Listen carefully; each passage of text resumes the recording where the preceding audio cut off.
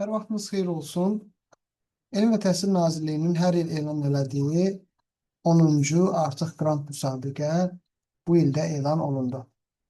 Təhsildə inkişaf və innovasiyalar üzrə 10-cu qrant müsabiqəsi 18 mart tarixində artıq elan olundu və gəlin bu sənədə birlikdə baxaq. Çünki bu sənədin birlikdə incələnməsi çox önəmlidir. Çünki bu sənəd anlaşıldığı zaman daha düzgün layihələr yazıla bilər, daha birbaşa ünvanlı, hədəfə yönəlmiş layihələr yazıla bilər. Ona görə də mən bu videonu çəkirəm ki, həmkarlarımız bu videodan faydalanıb elanı daha yaxşı başa düşsünlər, anlasınlar.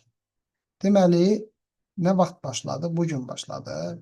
Nə vaxtda sənəd qəbulu var? Sənəd qəbulu aprelin 14-ü başlayacaq. Aprelin 30-una qədər davam eləyəcək və Grants.edu.az-dan qeydiyyatdan keçməklə layihələr işlənə bilər. Daha əvvəlcəsində əgər burada şəxsi kabinetiniz var idisə, buradan öz şifrənizlə, istifadəçi adınızla daxil olub layihəni yükləyə bilərsiniz. Əgər yoxdursa, burada fin nömrənizlə, şəxsiyyət vərəqəsi ilə qeydiyyatdan keçdikdən sonra siz də layihələrinizi yaza bilərsiniz. Layihəni indi yazmağa başlamaq lazımdır. Layihəniz hazır olmalıdır ki, siz artıq vaxt gələndə layihənizi yükləyə biləsiniz. Deməli, burada haradasa 2 həftə, 17 gün vaxt verilir ki, siz layihələrinizi yükləyəsiniz. Sonra, deməli, bu layihələrdə hansı kateqoriyalar bu il elan olunub? Ən önəmli məsələlərdən birisi budur. Hansı kateqoriyalarla insanlar layihələrini müraciət edə bilərlər? Birincisi, fərdi kateqoriya. Fərdi kateqoriya demək ki, müəllim özü şəxsən deyək ki, layihəyə müraciət edə bilər. İkincisi isə məktəb olaraq, müəssisə olaraq siz deyək ki, layihəyə müraciət edə bilərsiniz. Fərdi o deməkdir ki, hər bir müəllim buna müraciət edə bilər, pedaqoji işçilər. Məktəb isə məktəbin vöyünü olmalıdır. Yəni, vöyünü olan məktəblər Azərbaycanda azdır, amma nizamnaməsi qrant vasitəsilə fəaliyyətlər həyata keçirməyə imkan verən müddəaları olan məktəblər burada iştirak edə bilərlər. Deməli, ümumi büdcə 1.900.000 AZN təşkil edir. Sonra, fərdi layihələrdə hansı kateqoriyalar var? Bu kateqoriyaların hamısını mən oxumayacağım sizə oxumağınızı, amma ciddi tövsiyə edirəm. Birincisi, rəqəmsal məktəb platformasında süni intellekt alətləri vasitəsilə öyrənmənin təşkili. Deməli, süni intellekt artıq Azərbaycanda daha da aktuallıq qazanır. Yəni, süni intellektlər vasitəsilə öyrənmə daha da aktuallaşır. İkincisi, ümumi təhsil müəssisəsində, ümumi təhsil pilləsində Elm və Təhsil Nazirliyi tərəfindən həyata keçirilən proqramlara qoşulmağa dəstək. Azərbaycanda Sistem Azərbaycan, rəqəmsal bacarıqlar, peşə təmayüllü siniflər, məktəblinin dostu, müasir metodist və s. kimi proqramlara qoşulmaqla bağlı insanlara, müəllimlərə, pedaqoji işçilərə dəstək. Bu çox önəmlidir. Bu, birbaşa müəllimlərə yönəldir. Baxın, bu da əslində yəni şagirdlər və müəllimlər burada əhatəyə alına bilər, bu birincidə.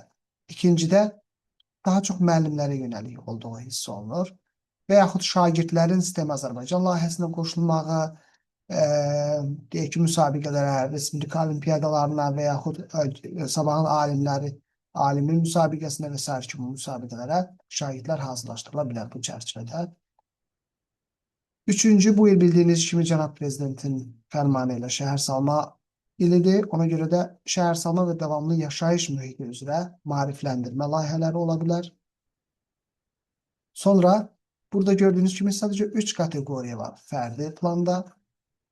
Digər artıq məktəb kateqoriyası başlayır. Onlayn platformalar və tətbiqlər vasitəsilə öyrənmə, təhsil alanların fiziki inkişafı, müxtəlif məzmunlu intellektual müsabiqələrə hazırlıq, həyati bacarıqların inkişafı, təhsil verənlərin peşəkar inkişafı, məktəb göstəricilərinin yüksəldilməsi, bu isə 6 kateqoriya isə məktəblər müraciət edə bilər.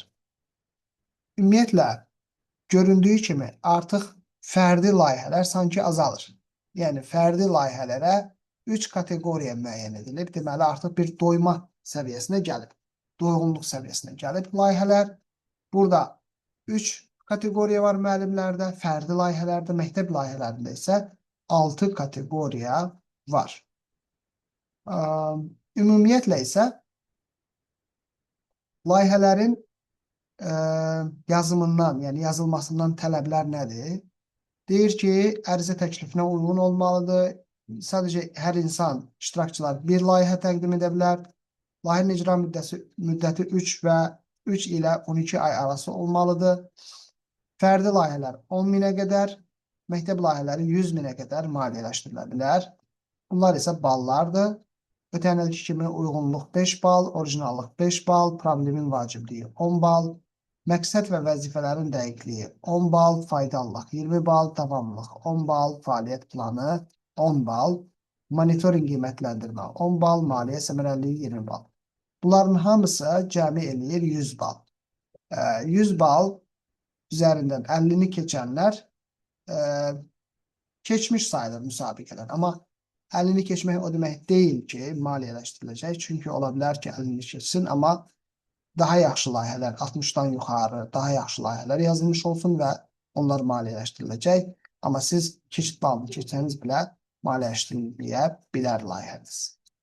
Belə, dəyərli dostlar, təlimlərimiz bu həftə sonu başlayır. Təlimlərimizə qoşulub birlikdə layihə yaza bilərik. Sizinlə birlikdə sizin layihənizi birgə yaza bilərik. Üsul, texnika öyrənildikdən sonra bir neçə gün ərzində layihə artıq yazıla biləcək və hazır hala gətirilə biləcək. Sağ olun, gələn görüşlərimizə dək.